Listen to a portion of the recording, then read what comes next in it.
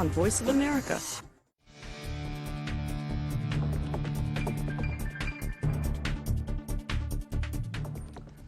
Welcome back to the Correspondents on Voice of America. I'm Arcega in Washington.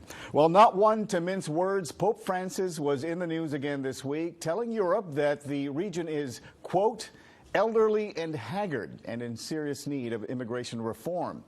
In an address to the European Parliament on Tuesday, the pontiff said that this year alone, at least 3,000 migrants have died trying to reach Italy's shores. He demanded the Mediterranean not be allowed to become a vast cemetery and warned that inaction on immigration would risk furthering slave labor conditions and only exacerbate growing social tensions.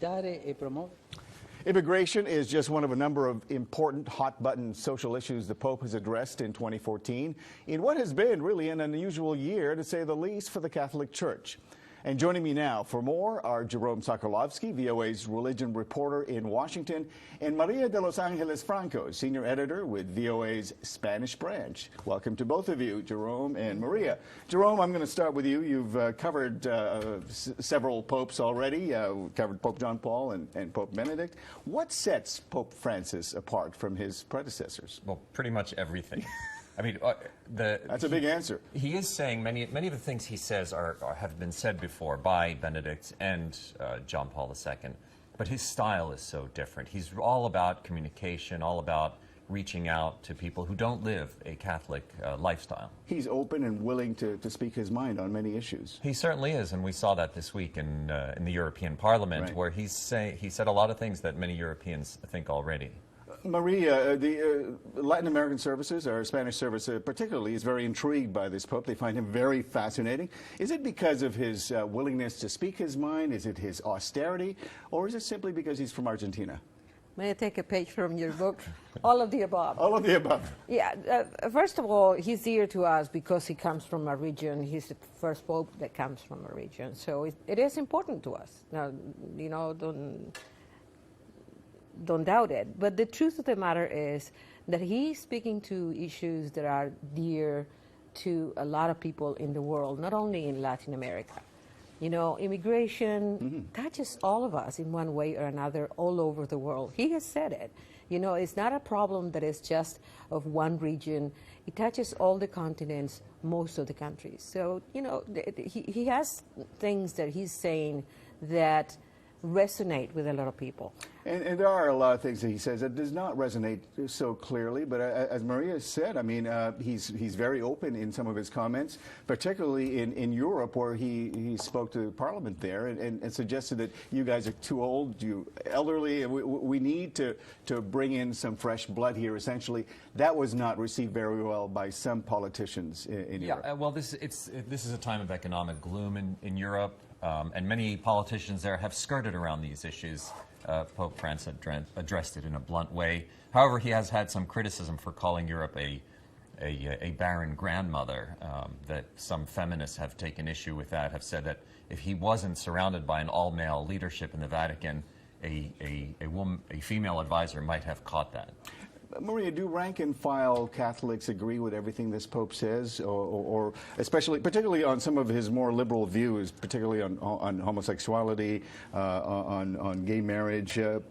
What kind of influence is he having in the Catholic Church? The truth of the matter is that divorcees, remarried Catholics, they consider themselves as Catholics as anybody else, and they like it. They like what they hear. Now, the more conservative Catholics have pretty much the same stance that you saw in the last synod, which is, no, we're not ready. We're not ready for this. It doesn't matter who says it. This is our church, and we don't want it. And Jerome, this Pope seems to be not afraid of getting into international conflicts. He's spoken out on peace in the Middle East. He's tried to get both sides together. He's in Turkey this weekend, and he's going to be talking about ISIL. That's right. I mean, he's very concerned about what's happening to Christian communities, very historic, long-standing Christian communities in the Middle East, in places like Iraq and Syria. He wants to send a message that he's supporting. These are not all Catholics. There are many Orthodox Christians. There are Middle Eastern churches. he wants to support those churches. But I'm wondering, Jerome, I mean, as much as we talk about, you know, how controversial some of the things that he talks about are, I'm wondering if we're just paying a little bit too much attention to style rather than content. I mean, after all, I mean, how much has it really changed the church? Well, I mean, that's one of the, given his current trip to Turkey, that's one of the criticisms, that washing the feet of a Muslim isn't the same thing as coming out and condemning some of the attacks on mosques that there have been in Europe, particularly against mosques that Turkish people visit in Germany. So there is something more that you know, people want him to do on sex abuse, the sex abuse scandal, on reaching out to people, as Maria said, to divorced and people who live, you know, non-Catholic lifestyles. Maria, what would you like to see more of from this Pope? Well, I think that he has addressed a lot of issues regarding the little people, you know, immigrants, refugees, minorities. I think that he has to take another stance with the ones that really can develop change, that can address big issues that affect those constituencies that he has, and try to make a real change. I think that the only time that he really did something like that was in Israel and the Palestinian territories, when he really tried to show both communities how to get along and try to get them together to talk peace, as he said to Right. Shimon Peres and Mahmoud Abbas.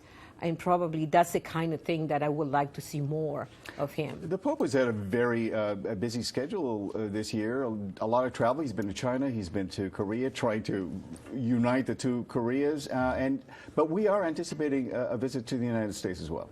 He is coming here in the fall of next year. It'll be his first trip to the United States, obviously, certainly as Pope.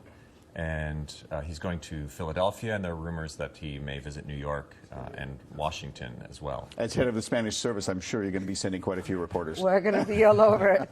Yeah, well, our affiliates in Latin America, the TV channels all over Latin America that use our products, they are expecting us to be there. Okay. They want us there. We And will be we'll tuning be in. there. We will be tuning into your reports, trust me. Thank you, Jerome, and thank you, Marie.